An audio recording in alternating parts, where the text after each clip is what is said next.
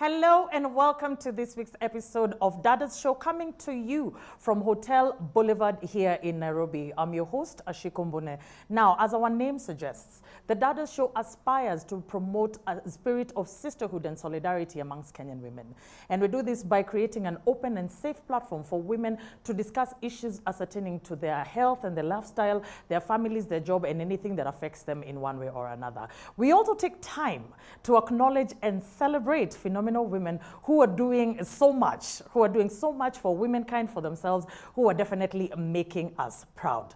Now, when we think of stand-up comedy, you think of the likes of Richard Pryor, you think of Dave Chappelle, Chris Rock, Kevin Hart, the list is endless. Closer home, you think of the likes of MC Jesse, Churchill, etc., etc. For the longest time, stand-up comedy was predominantly male-dominated.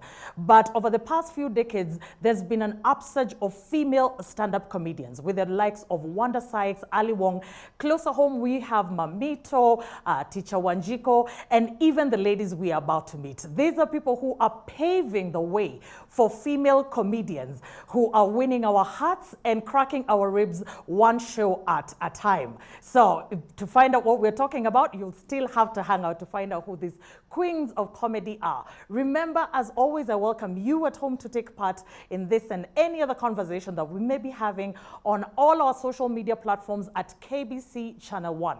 You can also reach us on our Facebook page at Dadas Show KBC. We will looking forward to listen to you, hear from you. Tell us what you think about this show, any other show that we may be having, and we are definitely excited to give you our feedback. So before we get to meet the queens of comedy, let's take a look at the following feature. Stand-up comedy used to be very old sort of entertainment with no structure, no plot, backstory, sets, editors or producers. It was comedy boiled down to basic of a comedian and an audience where one either scores a laugh or doesn't. In the past, stand-up comedy was male-dominated. However, in the past few decades, there has been an increase of female stand-up comedians like Teacher Wanjiku, Jemutai, Nasra, among others. In as much as the number of women in comedy has grown bigger, there needs to be a constant assurance that they can do it no matter what. Back when stand-up comedy shows like Church's Show was starting, ladies showed up and cracked ribs like never before. Since then, the list of women in stand-up comedy has grown to include more women. The revolution is not only in stand-up comedy, but in the industry at large. Anne Kansime, though not Kenyan, is one of the ladies who decided to bring comedy out of the stage and make skits out of it, and she gained a global audience. Packaging comedy in skits has become a norm with a huge representation of ladies. Cartoon comedian Jackie Vike, also known as Awinja Nyamwalo, are among those making comedy skits, and their audience appreciates what they do.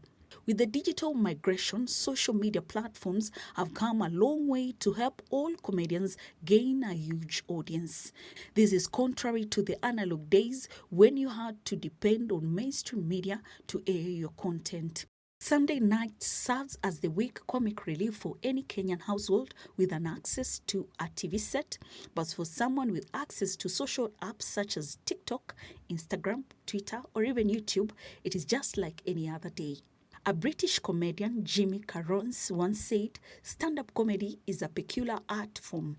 In a room filled with people, the comedian is the only one facing the wrong way. He's also the only one who isn't laughing. For normal people, that is a nightmare, not a career aspiration. For Dadas Show, my name is Miriam Odanga. Welcome back. So if you're just joining us, this is a completely fun-filled episode that we have lined up for you.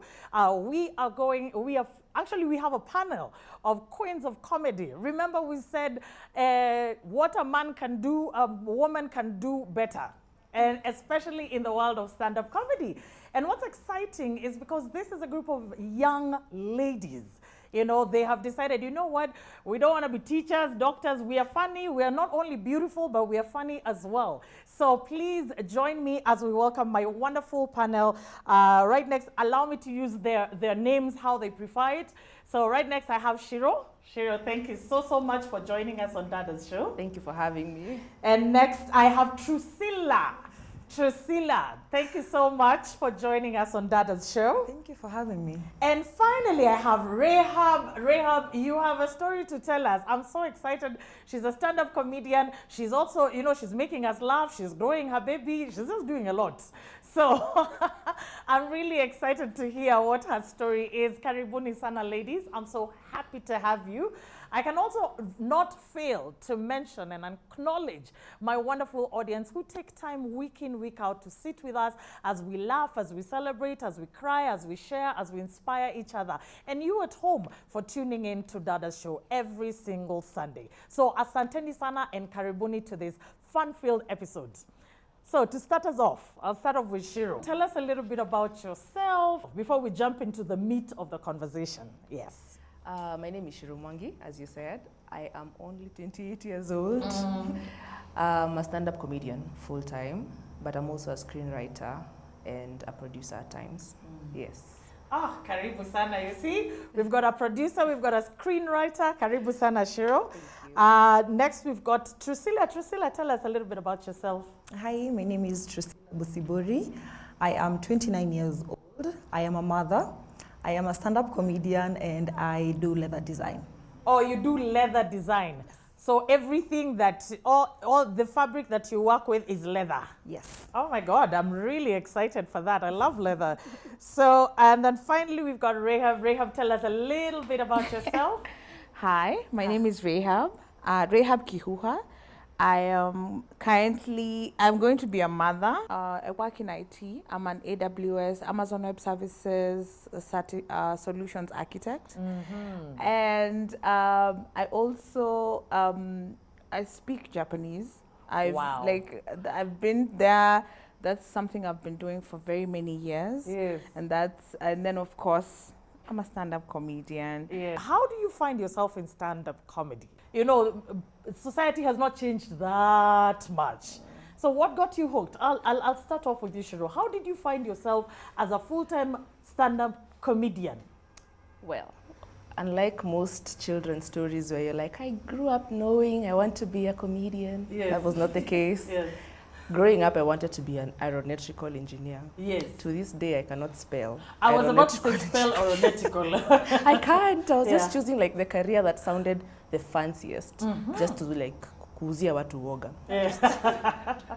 But then as I grew up, Yeah. I wanted to be a banker at some point. Then I joined. Because you thought you go home with the money. Yeah. At some point, I was like, maybe they count it and then Yeah. they pack it and Yeah. keep it for you in their houses. Yeah. But then when I joined uni is when I was like, I like talking to people and telling them stories, and I enjoy watching them react to those stories. But then it didn't hit me that this could be stand-up. Yeah. But then like 2-3 years ago, I got fired. Oh. Yes, I was an intern. You know how people say you have to be pulled back to be thrown forward? Oh, wow, yes. I was that actually is pulled true. back proper. Like I was fired I was an intern. Do you know how hard it is to fire an To intern? be fired as an intern, you're not even I was being a bad paid. intern. I was a bad intern because Yes. we were working from home. But then that's You were when fired and you work from home. Yeah.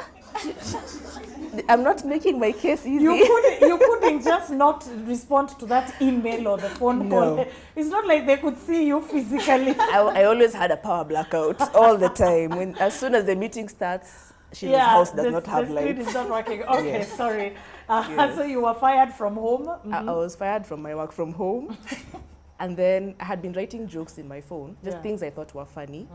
But then I didn't know there's an English comedy scene. I just knew about the Swahili one, Yes, which is very what we grew up with. yes. So then I found out there's an English comedy scene. And a week after I was fired, I was on stage. Oh, wow. Yeah, because now I was like, I might as well try. I might as well. I mean, what do I have to lose? Yeah, but it I can't went, get worse than being fired from Yes. home, you know? You know how it's hard to explain to my mom I've been fired when I was barely working. I know. Yeah, so I was like, let me find something Yeah. to do. And then I went for like 2 open mics Yeah. just to see how they do it. And I was like, okay, let me try. I'll do like 5 and then I'll never come back because they done. might not laugh. Yes. And here I am 2 years later still doing my 5. That's really, really inspiring, you know, because I think most people keep on thinking that every setback, and I don't want to see I don't want to say every setback is a comeback and then I sound like is. Jimmy Gates. No. So it's just every setback, Yeah. you know, can definitely be a new beginning for you. For So sure. that's very, truly inspirational. Let's move on to you, Drusilla. What about you? How did you get, how were you bitten by the comedy bug? We are 9 children, Yes. so my family was very loud. Yeah. We are very animated, and for a very long time, I would like to make my brothers laugh. Yes. My goal was to make my brothers laugh. Yes. So I'd tell a joke and I'd exaggerate. And I love the fact You'd be that the so more I extra. exaggerate it, the more they laugh. And it will just make me so happy. Yes. So I never thought I'd be a stand-up comedian. I didn't even know there's something like stand-up comedy. When I was younger, I wanted to do journalism, which I did, and I practiced for a year, and then I dropped that, and then I did modeling for about 3 years, and then I got my daughter. And after I got my daughter, I decided to raise her. I thought I was going to be a stay-at-home mom. I wanted to be a stay-at-home Goals, mom. yes. Yes. But then the pandemic hit. Yeah. And I was like, hey, what is my baby going to eat if we are Yes. staying in the house? Yes. So I decided to get a job. And then I got a job at an NGO. And I think, so the NGO work opened my eyes to what is happening in the world. And I thought, what is a way that I can make people understand what is happening without it being so sad and so depressing? So as I was doing that job, I came across comedy. And I used to see people like Shaz, I used to see Justin Wanda, I saw people like Shiru, Yeah. there's Wanjiku. Yeah. And I asked myself, okay, so women can actually do this thing. And I thought, maybe if I come exaggerate here, maybe these people can laugh also. They'll also exaggerate in laughter, yeah. Yeah. So I DM'd Justin Wanda on Instagram in 2022. It was on December 2022. And then she was so nice about it because, you see, Justine to me is, Yeah. I do not even have the words. And then I DM'd her and she replied and she was so welcoming. She was so nice. She was like, so we have closed for the year, but in January we're coming back and I'll let you know. So in the meantime, here are some resources, things you can look into, try write material. And when January comes, I'll let you know so you can come to the workshop. Yes. And I was like, how much is the workshop? She was like, it's totally free, don't worry about it. I was like, oh my God, thank you so much. Yeah, so I came in January. As I was seated there, I was freaking out at the workshop. I was freaking out because I'm seeing all these Kenyan comedians who have made it. And I didn't think I had jokes because, let me tell you, Justin told me to write.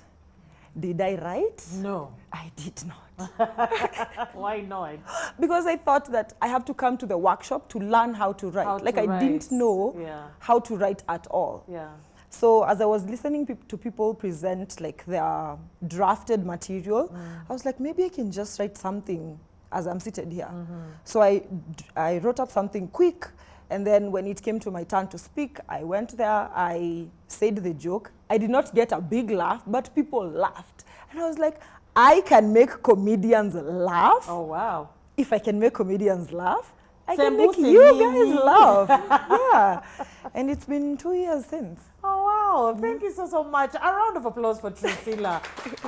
I think when you're starting off and you've been flung right in the middle of experts, you know, sometimes it's very easy for you to become a little bit star-shy and you think to yourself, oh my God, can I hack that? Can I think? And I'm so proud of you and I'm proud you were able to get a few laughs from comedians, the ones, the Don Corleones. And then finally, Rahab, tell us what happened? Yes.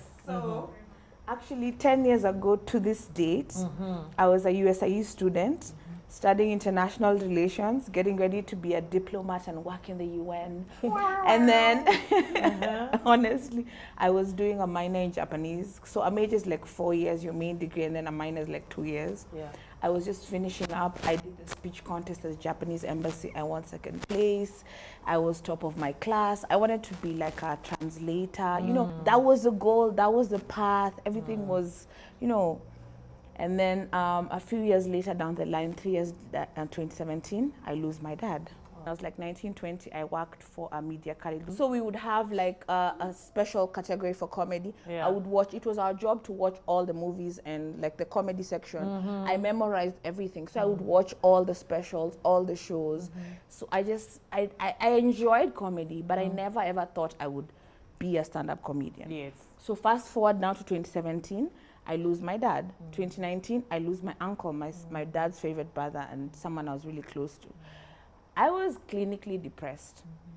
And I remember I was looking for, I used to sing, so like I was looking to do a karaoke host.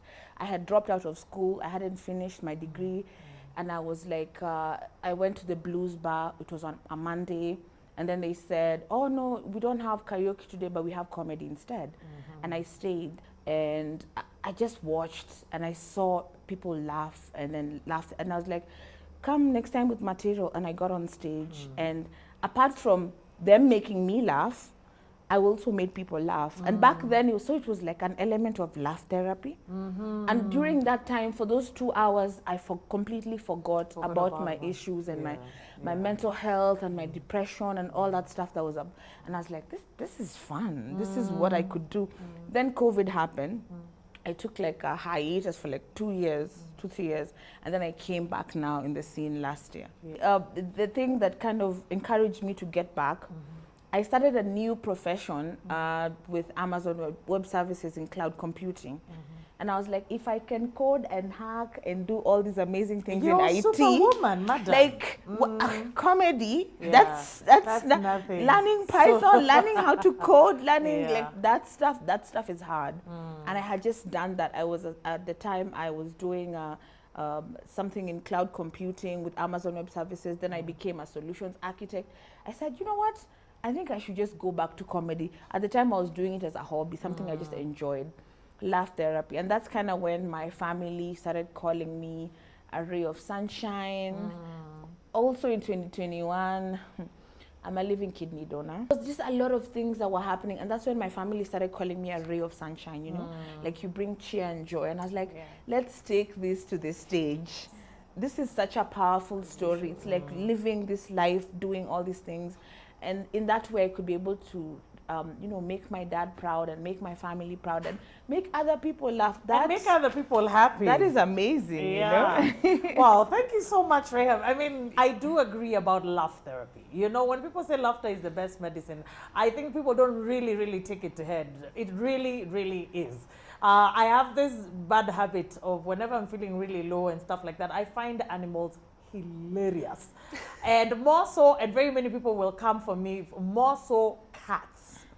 Now, you know, the thing about cats thinking that they're smart, they're really not that smart, you know? So I know how many times watching a few cat videos and cracking up has made me feel better. It's lifted my spirits. But I know these journeys have not come with, you know, without their own set of, you know, challenges here and there. We already know it's rather obvious that everybody thinks this is male-dominated. We know what society expects of women, more so young women. So tell me, you know, bring me up to speed. What are some of the challenges? I don't want to assume. What are some of the challenges you faced being a stand-up comedian? My biggest challenge initially, when I just joined, was finding my voice. Yes. Because as they're saying, there's amazing women right now in our scene who are doing amazing work. And the more you know how imitation is the highest form of flattery. Of flattery, absolutely. You don't realize it, but when you watch someone too much, you start to sound like them. So I even sometimes intentionally avoid watching females because you start to almost sound the same, even the way you talk. So then initially it was so difficult for me because this one, her material looks like this, hers is political. Hers is personal. This one is cultural. Then by the time you find where you fit in all this, it took me a while. We've had cases where even the male stand-up comedians have aped and picked someone. So especially for somebody who knows their material and who watches a wide range, you'll find that you'll be watching this person and be saying, this person, why does they look like I'm watching a reincarnation of Richard Pryor? Yeah. The other one was just trying not to fit in. You know, when you get into a new scene, you're really trying for everyone to like you, including the comedians, the audience. And then I would seek out my validation from how much laughter I would get.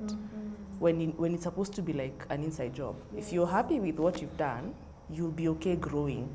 But if you're really hoping that these people validate you, I would actively walk around after a show just to see if someone will say like, good set. And then imagine, because I would see it happen to other people. When it doesn't happen. They're like, Niti and Nani. They don't know you like that. They're like, call for me. Someone else, I go say hi. Because at this point, you're so new. They don't know you like that. Then I realized this has to be an inside job. I have to be happy with what I did for me to be able to spot the growth points that I need to make. Yeah. But also, blending with the other comedians was a bit difficult for me. As I wouldn't even lie, like blending out with female comedians was a bit hard because I grew up with just brothers like Rahab. But unlike Rahab, I wasn't always a ray of sunshine. So growing up with boys for me meant I watched a lot of wrestling. I hung out. There was a lot of Bano. Exactly. Oh, sorry, different generation. But other than that, I think as the years go by, you start to find your footing. These challenges don't seem like that difficult. They don't overwhelm you too much. You start to learn how to navigate them. Oh, wow. Yeah. I mean, Shiro, you're truly inspirational. I like how you express yourself. I like how you talk. To be honest, I'll be your friend. Don't worry about it. You and I are, us guys are besties now. I think you've got such a bright future ahead of you. And I think what you were describing, the kind of hiccups that you're talking about, are hiccups that I think people experience in even different industries. You know, trying to fit in, you want to belong, you want to be loved, you want this. It happens all over the place. You know, sometimes even second guessing your own abilities. How many people experience that? You know you're good, you suspect you might be better than what you think of yourself, but then when you're around other people, you find yourself cowering away. So whatever you experience, you are truly you too are a ray of sunshine. So you just be easy. You're fine. You know you're fine. Let's hear from Drusilla, my other ray of sunshine. Tell me, what are some of the challenges that you have experienced briefly? Okay, so personally, I wouldn't say I have experienced challenges that are specific to females, but I have experienced challenges as a mother. Like balancing comedy and motherhood for me was a little tricky because you have to go for open mics, you have to go for workshops. And that's normally in the evening, yeah? Yes, it's normally in the evening. So the nights that you are not present at home are so many. One of the biggest challenges I had was trying to balance, I'm doing this because I love it and because I'm good at it, and not feeling like I'm neglecting my daughter also. And for a while, I used to struggle with that very much. So the tricky part is I am the only mother in the group we are in. So there's Nani over there in the corner, joining very soon. So I wouldn't get someone who to actually speak about it, who actually understands, but people would try to encourage me. The other thing I'd struggle with was imposter syndrome. Like, imposter syndrome. I was hoping we'd talk about that. Like I'll go on stage and then I'll make people laugh, but afterwards I start thinking about my set. I'm like, I didn't say this the way I planned to say it, so I'm not sure if this set went like this. So was it me? Why were they laughing? What made them laugh? Were they laughing at me or were they laughing with me? Sometimes I get like writer's block, and then I'll be like, I knew it. I knew I'm not funny, because if I was funny, I'd be able to write. Because I'm seeing people week in, week out, they're writing new material, they're able to go up on open mics, they're able to go for like 2 or 3 open mics each week, and I'll be like, oh my God, I don't think I can do that. And if I cannot do that, then that must mean that I'm not funny. as good at this as I thought. Yeah. But having the community, and also that during our workshops, we learn a lot. Like we have sessions where we learn, and you get to talk to people. People get to encourage you. They tell you that they are also suffering from the same. And so that makes you feel like, oh, then if I look up to Shiro, and Shiro is also suffering from imposter syndrome, then that means that there's camaraderie, you know, normal. So you feel like everything is going to be okay. Yes. Yeah. So having a community really helps. And yeah. Oh, thank you so much, Trusilla. And I think that happens to most of most artists and most creatives. You know? Rahab, what about you? What are some of the challenges that you've experienced, darling?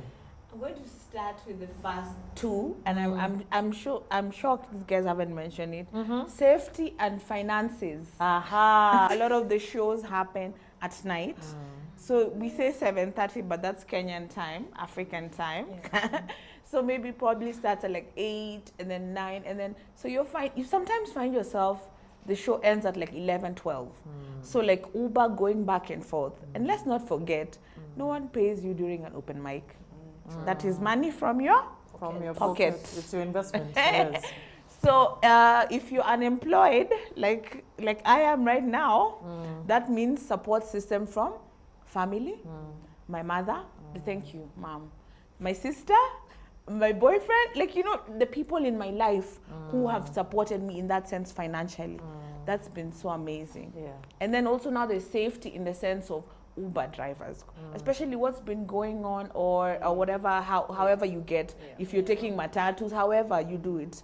So like when the Uber guys lately, because of what's been happening, they're like, Madam, you know, you hear these scary stories about them overcharging people or not getting you. So those are the issues, because our job is literally to move at night as women.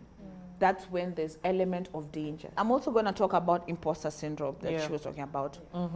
You really struggle in the sense that, are you good enough? Yeah. And I think normally for women, that is something that we have to deal with more. Because men have this bravado where they just walk in and they're like, and they're just like, they just think they deserve to be places. But women, we always like, even when we're funny or whatever in whatever our industry, we always second guess ourselves. It is our nature. You know, I can't even imagine how difficult it can be if the currency of your performance is laughter.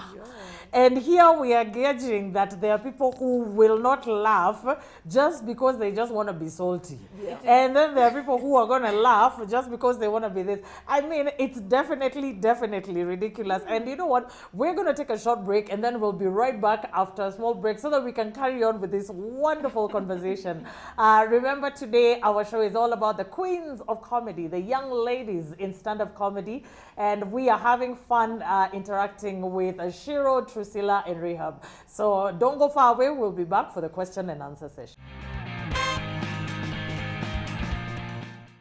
Hotel Boulevard is your serene sanctuary and getaway.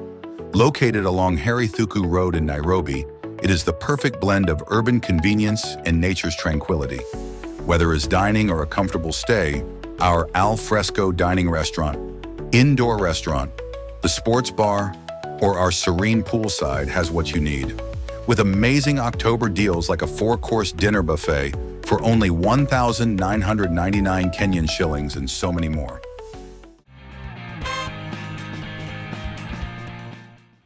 Welcome back. If you're just joining us, you have missed a hell of a fast session. But don't worry, every single episode of Dadas Show is on YouTube. You can find it under the KBC Channel 1 YouTube page.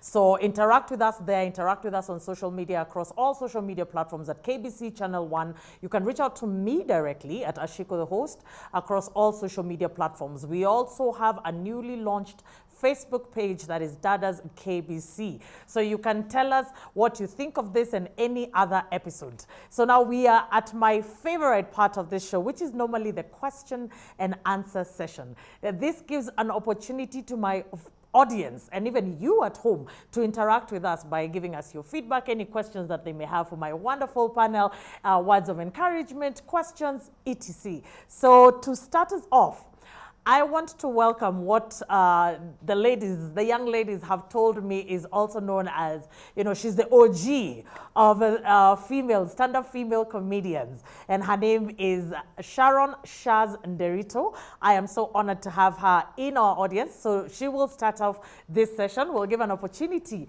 to introduce herself to us, how long she's been doing comedy, and what she thinks of the current scope of comedy in Kenya, more so female comedians. My name is Shaz. I'm a stand-up comedian.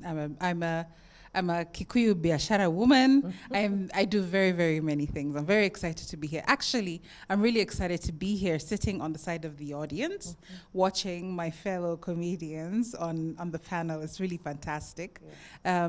I think what I would say, if asked about the scope of comedy and female comics, I actually think we don't have enough female comics. And as much as it's fantastic to have a female panel, I hope that more women are encouraged to get into comedy, because I think we absolutely own the stage when we get on the stage. And each of these amazing ladies is a force to reckon with. I think I've been in the audience every time every one of them did their first shows, maybe somewhere in the back, just watching and seeing who's coming up. And it's one of my favorite things is to see a woman making people laugh. Yes. People always try to ask who's funnier, men or women. I think hands down women. Absolutely. Hands down women. Also, I think we're a lot bolder. Maybe it's just the Kenyan women who are bolder comics. And we've got more content. Our lives are just the absolutely. And we get away with a lot. And I think it's good that we get to take advantage of that. Yes. So it's one of my favorite things. It's one of my favorite things to listen to female comedians. I think the sky's the limit. I'm honored when they call me the OG. I think I'm just older than them. It's just that I've been around longer, and also I'm just one of those people who says, you live life once, so do all the things that you want to do. And it's exciting to watch them do the thing. So yes, absolutely. So what got you into comedy? It's a very long story. Okay. You will have to bring me back for that. However... definitely. There we have a show. However... I will say tragedy brought me into comedy. It's one of those funny things.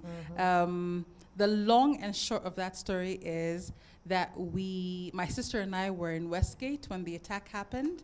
And we were brought back to a radio station to do an interview, very much like this. And I ended up making a lot of the producer and the hosts of the radio show laugh. And then one of the producers, who's one of the comedians, came and told me, "You're really funny, you should try comedy." And he didn't know me, I don't need a lot of encouragement in life. I was like, okay. And I took myself, and there we go.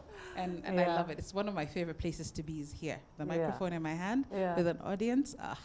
Heaven. Bliss. Yeah. So thank you so much, Shaz. And you're truly, truly an inspiration. And I'm so happy that, of course they're going to call us OGs. They're infants. Imagine. They're young. So, but I'm so happy that the young ladies are, investing in the arts. Yes. You understand? Yeah. For a very long time, we've had, there's been, young ladies have had not the best rep. I'm always so encouraged when I sit here and I have younger ladies, like you guys are almost a decade plus younger than me. And I'm so proud of you that you are representing women, younger women, in a different light, contrary to what has been posted all over the socials. So to start us off on our question and answer session, I want to invite Anne. Anne has a question for our wonderful panel. So my question is, what are some of the stereotypes or stigmatization that you ladies face? Like, for example, I sing, and sometimes you hear people saying that when a lady is singing, especially late night, it's not like she's going there to perform. She's going to look for, in the community they say she was looking for wababas. Huyo hana pesa, so she's holding the mic so that the wababas can see her there. So what are some of those things? Have you seen those things? Yeah. That's a wonderful question because, like what we even mentioned during, what are some of the stereotypes that you have experienced in pursuit? I'll start with you, Rehab, as we come back this way. It could be your moment. It's Shiro's moment. This is happening. It's Trusilla's moment. It's my moment. So if it happened to either one of us, I'm happy. But now the guys are, there's always the concept of misogyny. Yeah. That's something I've personally experienced, which is not a pretty thing. It's not a nice thing. Yeah. So in that regard, yes, that follows women, I think, everywhere. It's not even just comedy. Every workplace, even doctors, I'm sure even lawyers experience this thing. Yeah. Let's move on to Sila. What are some of the stereotypes and that you've heard about female comedians? So just as Rehab has said, like those comments are thrown around very many times by guys. Like there was a show I was in, and this guy came up to me and he was like, "When a deep state, unajuana na eh?" Where? And I was like, what do you mean? What do you mean, mimi ni deep state? Like, but also, I have a very good support system. And my friends and my family are always like, they are so proud of me when I get a gig. I also know that I work very hard because I work twice as hard to prove to myself that this is something I can actually do. Because again, of the mom guilt. I want to make sure that I do not make it at this, because if I don't make it, then all the nights that I wasn't with my daughter go to waste. What about you, Shiro? What are some of the stereotypes and stigmas that you have had or experienced out there? I like the way she's phrased it, like we are up there to get a mubaba. We are single. That is part of the process. It's just the age gap that separates the mubaba from the boyfriend you want. Yes. But naturally, everyone is like, she's probably dressed like that because she wants to attract someone in the audience. Like I've had a comedian, a guy, ask me why my hair had so much hairspray. Is it because it's someone you're trying to impress? I'm like, no, I'm an African girl. If I don't spray my hair, it's going to do this. It's going to be part of the show. And not in a good way. So it's always there. It doesn't matter where you are. Yeah. But again, like you were saying, for me, the most difficult stereotype I got was definitely from my family and friends. Because in this day and age, if you're trying to explain why you're outside at 3, and you're also trying to justify it, but there's still no tangible results, most of my relatives used to approach my mom and be like, you know what your daughter is doing. She's not outside doing jokes. But my mom is such a believer in what I do. Thank you, mom. She used to give me fair.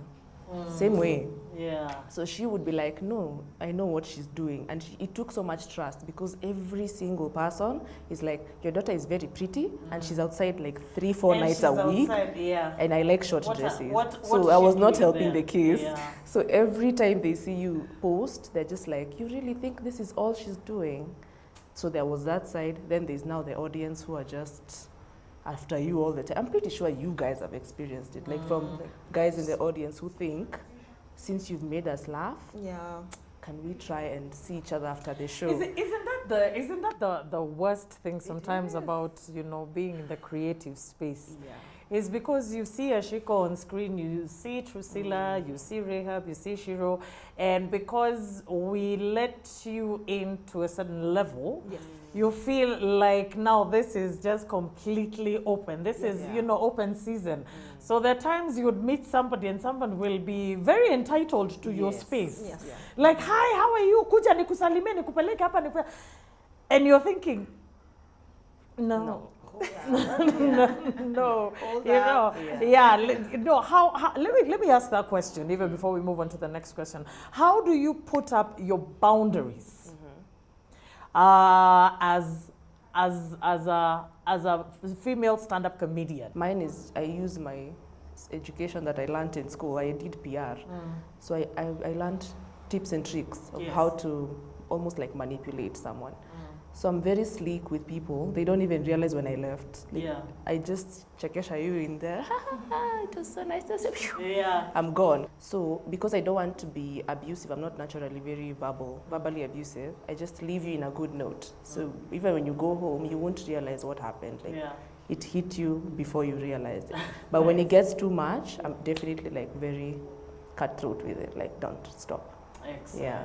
What about you, Drusilla? How do you protect yourself, especially when we're talking about space? Because people would always assume because you're on stage, si wendo umekuja kutu entertain na unataka mafans. So si unihag basi. You know, how do you do that? Yes, so some people take advantage of the jokes that you make. Like you'll probably stand on stage and be like, I'm single and I'm looking for someone. And then someone will approach you with that, you're like, with that kind of energy. Yes, Oh dear. So just like, sasa hizi unakata. Unaringa. Unaniringia. So same as Shiro, like I am very talkative. So I know how to talk my way out of that. Out of the situation. But I am also like, if someone is coming on too strong, I'm just like, don't do that. Like, I am not afraid of people not liking me because I was very blunt.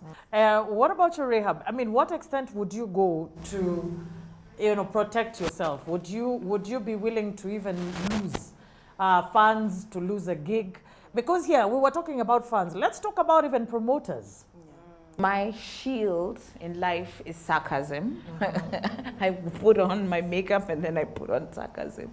So sarcasm, I feel like it shields me from those, oh really? Like I repeat the thing in a ridiculous way to make them see how ridiculous it is. Because also, you don't want to be rude, right? Yeah. So you have to do like, it's like a little dance. Let me just talk to this. When someone says really something inappropriate, that's something I rush, maybe like I find one or the other or someone. I'm like, oh, and then I just like start a conversation or do something, and then I never go back to this person. And I just, so that's easier for me. Yeah. So let's move on to the next question from Lois. Lois, karibu sana. So my question is any of your comedy content online? And if so, if you wanted to view your content, which social media sites and handles would we find you on? Even in person, please. Where can we find you people? Yes. Oh, in person? Not in person. Okay, yeah. Kwenye naishi, but mtapatikana wapi? Yeah. Let's start with you, Shiro. Every Wednesday I'm in Kilimani at 2 Grapes. That's where we have the Wednesday open mic. Then every Thursday I'm in Beer District for the Thursday open mic. Posting, I have a very skewed way of looking at it because besides when I was starting, I had a lot of imposter syndrome. So I never used to even write comedian on my bio. It was just me and my random pictures. But now I try not to post as much because I want to get good enough where I'm putting out quality content. Okay. I try not to just post for the sake of posting. Yes. Because I feel like the internet doesn't forget. So I've only posted a few on Instagram, Shiro Mwangi, and a few of my clips are on Punchline Comedy Club, Nairobi on YouTube. Okay. Yeah. Excellent. And I think that's very wise. You know, you want to give yourself some grace and some time so that you can actually grow organically without feeling the pressure. Because I know even social media has a lot of pressure. Why are you not posting today? You need to post 10 times. No slight to anybody who does that, to be honest. If that's your thing, please do it. But I think I respect your decision on how you want to grow. What about you, my dear? So just like Shiro, I haven't posted like a lot of material of my stand-up online. But if you go on my page, Drusilla, there's like short clips there. But you can obviously come for the open mics. Every Wednesday, there's an open mic at 2 Grapes, Kilimani. And Thursdays, there's an open mic at Beer District. You get to see so many more comedians. So you said 2 Grapes in Kilimani and Beer District in Westlands? Yes. Aha. Every Wednesday and Thursday. Every Wednesday and Thursday. Yes. So guys, if you're not doing anything any Wednesday, Thursday, and you want to pop in, I'm seeing to this girl. So thank you so much, Drusilla. What about you, darling? Okay, for me, my Instagram handle is @sunshine. I wanted Ray of Sunshine, but obviously for obvious reasons it was taken. And it's more or less linked to my Facebook. I'm still I'm not young enough to understand how TikTok works, but I will work on that. Poleni, my Gen Zs and the youngins. And for now, and yeah, I think that's where. And then now where you can find me physically, Wednesdays and Fridays. You can find me at the Nairobi Laugh Bar. That's at Levels Hotel, Chemi Chemi Restaurant. Every Fridays and every Wednesdays, yeah, at Chemi Chemi and Chemi Chemi Laugh Bar. Yeah, Nairobi, the Nairobi Laugh Bar. The Nairobi Laugh Bar. Anyway, so thank you so much, Lois, for your question. Our final question of the day is coming from one Mr. Kent. Hello. So my question to you ladies is, as female comedians, how does your male counterparts receive and relate to your work in the industry? Brilliant question. You know, they keep on saying the pie is enough for everybody, but how has it been? How have, I don't want to mention names before people come for me, but how has it been if you're going and doing a set and there are male counterparts? How has it been for you? How are they receiving you? In as much as we say that there are some people who are very like, you're doing this because you're getting this because you're a woman. I feel like the comedy community is a very supportive community. Like people are so willing to help you, both male and female. They are so willing to help you. They're so willing to push you. People even ask you to, like, if you come up with new material, you can hit me up. We can talk about it. I can give you maybe tags and talk about like how you can perform it and all of that. So I feel like it generally, as a creative, the comedy space is the one place that I've been that I feel like I have a community and I have people who actually want me to win. Oh, wow. Yes. That's really nice. Shiro, what about you? What is the response? There's that moment there when I didn't have a good curve with male counterparts. But then it just shifted. I feel like when you're starting, like I said, there's so much going on in your brain. Then men, the way they talk versus how we talk as women is very different. Completely. Men are very rough with their talking. Not all of them, don't come for me, but some of them. Yeah, take it all, from me, yeah, all of them. yeah. So then it took me a while to understand that this is not coming from a bad place. This is just how people talk. So initially for me it was a bit rough. But then you meet people who, for me when I joined Punchline is when I started feeling like You're in a community. I'm in a community, Yes. because it's no longer an individual sport. It's like a team sport. All of you, like she's saying, people want you to win, and you want them to win. So, but what I will say is the reception, the relating is much better now, so much better. But like Shaz said, we do need like a lot of female comedians. That's what I can say. We have a lot of guys doing comedy. If you look at any single lineup at any given time, the most number of women you can find at any given point is 5. That's the maximum. But you look at the list, it's like 30 people. What about you, Rhea? So for me, I think that comedy is a lot like art, and art imitates life. So what you find is, everywhere you go, much in life, same thing as in comedy, you always find good and quote unquote bad people. You understand? So there are people who like you. There's someone who likes Shiro and like, oh my God, Rehab, no. They can't stand. And then and then vice versa, right? Yeah. So be yourself, be authentic, and your people will come to you. Your You will tribe have will find you. exactly your tribe will find you. People who resonate with you because of. Some people, like maybe someone likes me because hey, Rasta, you know, it could be the it could be the most mundane thing that like connects us and bonds us. Yes. And then someone will just feel connected to you in that way. And then so it's the same for me. I find we as females, since we are so little, we stick together. So please, what piece of advice would you give that young lady who is watching you today? You know, kindly, briefly. Once you feel like you have a voice that you would like to share in whatever form of art that you want to share it in, be audacious enough to, because art is not something to be kept inside. Once you keep it inside, it's not art. You have to share it for it to be art. Once you feel that calling, find the spaces. There's so many spaces for whatever the art form. Find that space and just join them. There's only one way to know if you have it or you don't. It's joining and starting. Be it poetry, be it comedy, be it art, painting, be it singing, dancing. There's only one way to know if you're good at it. It's by doing it. And there's one quote I had that kept me going to this day is, embarrassment is the cost of entry. Oh, wow. I like that. You have- Embarrassment is the cost of entry. entry. Yes. Wow, that's really, If really you're not powerful. willing to be embarrassed when you're starting, you'll You're not never gonna start. enter. Yeah, you'll never start. Because there's that one time when you start, it will not look pretty for a while. So you have to be okay with that embarrassment, Yes. start and stick to it. What about you, Drusilla? Briefly, what is your parting shot to the lady who's watching you right now? Just start. Imagine just start. Just try it out. And when you're starting it, tell yourself, I am trying it out. Because it is so easy for you to forgive yourself if you do bad at something. If you're trying. If you're trying, Yes. But you will never know how it will go if you don't try. So just try. And when you get there, if you find someone who is willing to help you, then just stick to them and continue trying. Continue trying until someday you're like, no, you made me up. Imejipa. I love that. You're saying you don't have a quote, but that was actually your quote. It's easy to forgive yourself when you're just trying. I love that. Itajipa. Patented Drusilla. Okay then. And finally, give us your parting shot. This is something I wish someone would have told me a few years ago, and so that's why I think I'm going to like address it in that way.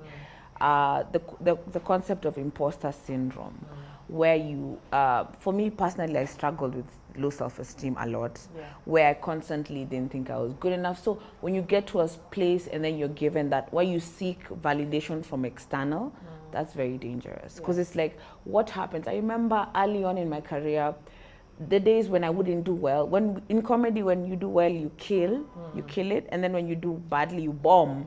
So when you bomb and there's no, I would go home, I would cry. Like it would really affect my mental health. I was like, I'm not good enough, you know. So I wish I learned. This is actually a lesson I learned from one of the comedians. His name is Amandeep Jagdi. He's really one of the hardest working comedians he's on every stage. He does so well. It's like, step on stage, be yourself. It should come from within. I started doing my affirmations, my validations, reading, like pouring within into my own cup. So, because if you stand in front of a crowd and you know you're funny and you have something to say, people will see it and it will seep out. So find it from within, and then without, it shall be able to, you know, come out. So just always believe in yourself, and people will be able to sense that energy. And that's how, in any kind of entertainment industry, it has to come from within. That's the best way. Do not seek outside validation. Wow. Yeah. And from Rahab, we have let it come from within. Do not seek external validation. Thank you so much, ladies. We are here and we are happy with what we have done, and we have come to the end of the show. So as always, if you enjoyed the show as much as I did, please get in touch with us across all social media platforms at KBC Channel 1. You can also reach me directly at Ashiko, the host. Tell me what you thought about our show today. You know, what should we do more of this? Tell me, give us the feedback of what you think about this and any other episode that you have actually watched. Remember, you can find previously aired episodes on YouTube. So just go to the KBC page and you can type in Dadas Show Kenya, and we'll be there waiting for you. So on behalf of the production team at KBC, our location partner Hotel Boulevard, myself Ashiko Mbone, and my wonderful panel and audience of the day, I thank you all for watching, and we will catch you same time, same place next week. But for now, keep smiling.